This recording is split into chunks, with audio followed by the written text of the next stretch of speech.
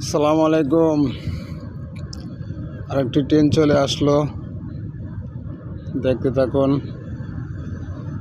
অত্র ক্রসিং আছে, তাই ট্রেনটি আস্তে আস্তে চলে আসলো, ব্রিজে উঠে গেল। আন্তনগর রাজশাহী থেকে ছেড়ে আসা, টাকা দেব।